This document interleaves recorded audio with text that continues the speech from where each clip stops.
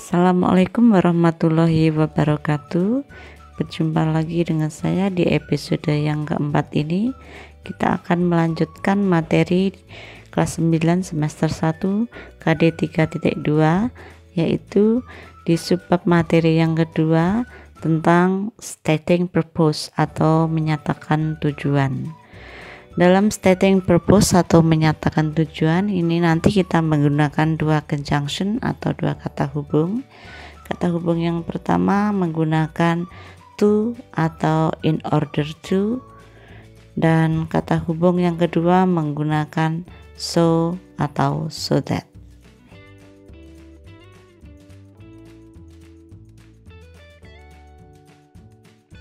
Yang pertama menggunakan to atau in order to yang berarti supaya atau agar, kita bisa menggunakan pola kalimat berikut ini.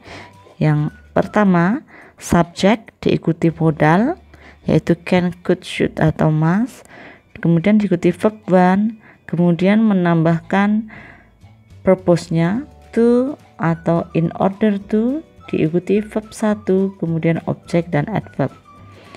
Atau menggunakan kalimat perintah yaitu langsung verb 1 diikuti objek, kemudian kata hubungnya to atau in atau order, in order to, kemudian diikuti verb 1 dan objek dan adverb. Atau menggunakan kata perintah yang diawali dengan don't, verb 1 ditambah objek, kemudian kata hubungnya to atau in order to, kemudian diikuti verb 1. Perhatikan keterangannya sebagai berikut. Subjek atau S di sini adalah pelaku atau orang yang akan melakukan pekerjaan. Kemudian modal merupakan kata kerja bantu berupa can atau could yang berarti bisa atau dapat. Kemudian should sebaiknya, dan must harus atau semestinya. Kemudian statement of purpose atau pernyataan tujuannya berupa to atau in order to yang berarti supaya atau agar atau untuk. Kemudian V1 di sini maksudnya adalah verb 1 atau kata kerja bentuk pertama. Dan O di sini adalah objek atau benda orang yang dikenai pekerjaan. Adverb merupakan kata keterangan, bisa berupa keterangan waktu atau adverb of time, keterangan tempat, adverb of place, dan keterangan cara atau adverb of manner. Perhatikan contoh kalimat yang menggunakan pola pertama tadi. We should eat breakfast in order to have enough energy. Kita sebaiknya sarapan supaya memiliki energi yang cukup. Number 2. Pay attention to the teacher's explanation to understand the lesson. Perhatikanlah penjelasan guru supaya memahami pelajaran. Kemudian pola yang ketiga, contohkan. Don't sleep late in order to wake up early. Jangan tidur larut malam supaya kamu bangun lebih awal. Nah, itu di masing-masing nomor ini sudah disesuaikan dengan pola kalimat yang sebelumnya. Yang pertama tadi menggunakan kalimat positif yang berisikan modal, yang kedua merupakan diawali dengan kalimat perintah, kemudian diikuti conjunction-nya atau statement of purpose-nya, kemudian yang ketiga diawali dengan kalimat larangan, baru diikuti dengan statement of purpose-nya, in order to atau to-nya. Kita beralih ke bentuk yang berikutnya, yaitu yang menggunakan kata hubung so that atau so.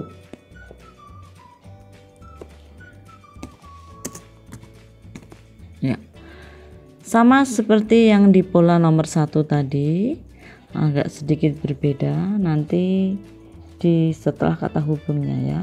Perhatikan untuk pola yang pertama, kita awali dengan subjek, kemudian modal can, could, should atau must, diikuti verb one, kemudian ditambahkan kata hubung yang menyatakan tujuan so atau so that, diikuti subjek, verb, kemudian objek atau adverb.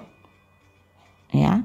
Kemudian bentuk yang kedua merupakan kalimat perintah diawali verb 1, diikuti objek, kemudian tambahkan kata hubung statement of purpose-nya so atau so that, kemudian subjek, verb 1, objek dan adverb. Kemudian pola yang ketiga diawali dengan kalimat larangan yaitu don't, verb 1 plus objek, kemudian ditambahkan statement purpose-nya yaitu so atau so that, diikuti subjek dan verb, kemudian objek dan adverb. Keterangannya sama seperti tadi, bahwa subjek adalah pelaku, modal di sini kata kerja bantu, can could diartikan bisa atau dapat, dan should sebaiknya, must harus atau semestinya.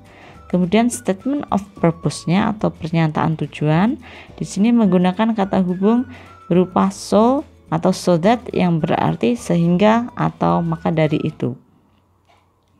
Kemudian untuk keterangan yang lainnya sama, yaitu verb V1 adalah verb 1, objek benda yang dikenai pekerjaan, dan adverb adalah kata keterangan. Perhatikan di example, perhatikan contoh berikut ini. Di masing-masing nomor ini sudah disesuaikan dengan bentuk kalimat atau formula kalimat di tayangan yang tadi ya. Yang pertama yaitu diawali dengan kalimat yang berisikan modal, kemudian diikuti kata hubung so that yang menyatakan tujuan. Yang pertama, you should take the medicine so that you get well soon. Kamu sebaiknya meminum obat sehingga kamu cepat sembuh. Number 2, diawali dengan kalimat perintah. Keep the fruit in the refrigerator so it looks fresh. Simpanlah buah itu dalam kulkas, maka buah itu nampak segar. Kemudian contoh yang ketiga diawali dengan kalimat larangan. Don't close the window so that your room be cool. Jangan tutup jendelanya, maka kamarmu akan sejuk. Nah, ini kesimpulan yang bisa kita tarik atau ringkasannya. Untuk menyatakan tujuan atau stating purpose, kita bisa menggunakan conjunction to atau in order to, kemudian diikuti verb 1. Sedangkan untuk conjunction so atau so that diikuti dengan sebuah kalimat, yaitu diawali subjek kemudian diikuti verb. Di sini tidak harus selalu verb, boleh tambahkan modal seperti tadi. Yang penting untuk pola so atau so that ini diawali subjek dulu, baru diikuti kata kerja. Bagaimana? Mudah kan cara membentuk kalimat menyatakan tujuan atau stating purpose menggunakan kata hubung to atau in order to yang bermakna supaya atau agar, dan so atau so that yang bermakna maka dari itu atau sehingga. Silahkan mencoba di rumah, buatlah sebuah kalimat yang menyatakan tujuan menggunakan pola to atau in order to, dan sebuah kalimat menggunakan kata hubung so atau so that. Selamat mencoba, tetap semangat belajar dari rumah, tetap jaga kebersihan, jaga keselamatan. Sampai jumpa di episode berikutnya. Assalamualaikum warahmatullahi wabarakatuh.